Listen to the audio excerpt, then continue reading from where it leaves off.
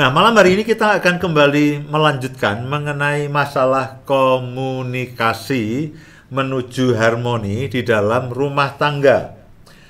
Kita semua tahu bahwa segala hal, ya, kalau kita ingin memahami apa yang menjadi pikiran dari pasangan kita, segala sesuatunya harus dikomunikasikan. Ya. Nah, namun sayangnya ketika orang bicara itu tidak selalu menjadi harmoni. Kadang-kadang konflik atau masalah atau pertengkaran dimulai dari sebuah pembicaraan mengenai apapun. Ketika orang bicara, rembukan, mencoba berunding, yang awalnya supaya ada kesepakatan, ingin mengutarakan sesuatu, entah dari suami atau istri, alih-alih lalu mendapatkan dukungan, mendapatkan kesepakatan, mendapatkan satu keharmonisan, lalu timbul yang ada adalah perbedaan. Dan perbedaan tidak jarang lalu makin makin tajam, makin tajam, makin tajam, dan makin keras. Lalu pembicaraan yang awal yang mestinya ingin mencapai kesepakatan atau ingin mendapatkan dukungan, lalu malah menjadi sumber konflik. Kenapa? Problemnya adalah kita punya masalah di dalam komunikasi. Nah, saya akan review sedikit mengenai apa yang saya sampaikan pada minggu yang lalu kita lanjutkan pada poin-poin yang berikutnya. Saya berharap saya bisa menyelesaikan mengenai komunikasi pada malam hari ini. Nah, yang pertama begini.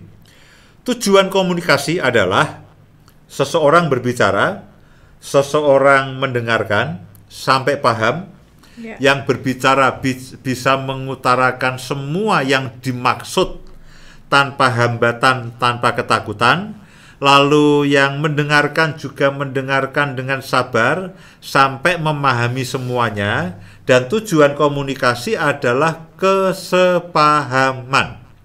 Sehingga suami istri bisa berkata, oke, aku paham, aku setuju. Ayo kita kerjakan bersama-sama. Jadi tujuan komunikasi adalah kesepahaman, bukan salah paham. Supaya lawan bicara kita dalam hari ini, pasangan kita itu mengerti, bukan salah mengerti.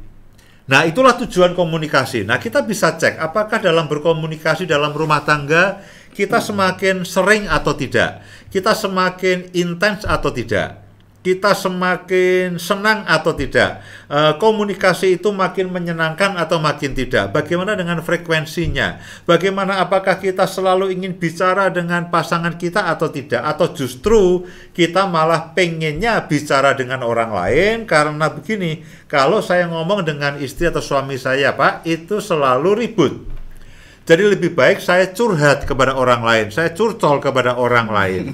Nah, saya harus katakan bahwa harusnya suami istri adalah teman yang paling baik untuk curhat. Apapun yang kita rasakan, apapun yang kita pendam dalam hati kita, itu pasangan kita haruslah menjadi orang yang paling nyaman.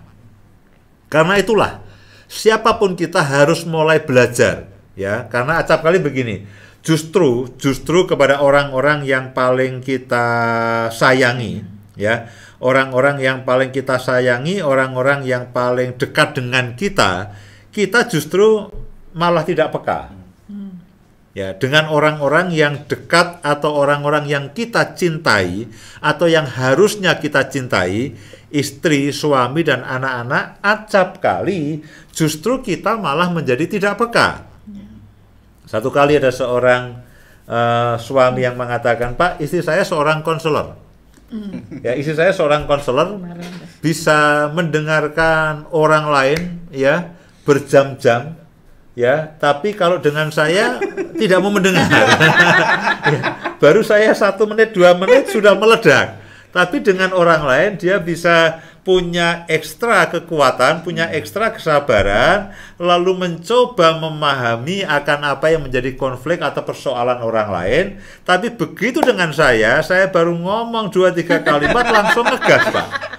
Nah, jadi Bukan pengalaman lu ya. ya kan kita ini kan acara pengalaman. Ya, pengalaman dan jujur ya. Ya. Jadi Bapak Ibu bisa bisa membayangkan sendiri bahwa sebetulnya apa yang disampaikan Pak Yusianto itu adalah pengalaman yang juga. Ditambah dengan teori-teori sedikit ya.